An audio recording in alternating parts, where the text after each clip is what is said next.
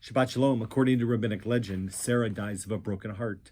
Moments before she dies, at the beginning of this week's Torah portion, the rabbis imagine that she discovered that her husband Abraham had nearly sacrificed their only son on Mount Moriah. Her heart was shattered. The rabbis reason that she died then and there. And then our portion begins. Sarah's lifetime came to be 127 years. Abraham mourns her, buys a burial plot in the city of Hebron, buries his wife in the cave of Machpelah. It is then and there that her attachment to the land of Israel was solidified.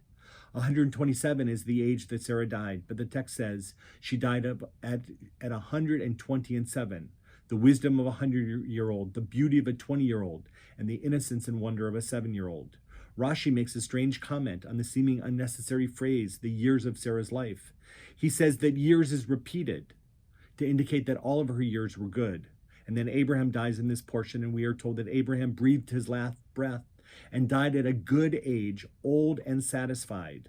Both Abraham and Sarah accomplished their most significant achievements in the latter part of their lives, well past the age that would be considered feasible. Despite all their hardships, and there were so many, they both died satisfied and fulfilled.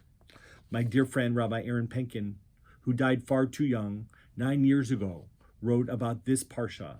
He said, "We who are given the gift of life, no matter how short or long it happens to be, do best by imbuing its every moment with meaningful actions that are complete, whole, and innocent. If we have the strength to do so, and it is far from easy, then we too can one day face death with deeds that speak of our life's goodness and the way we lived it well.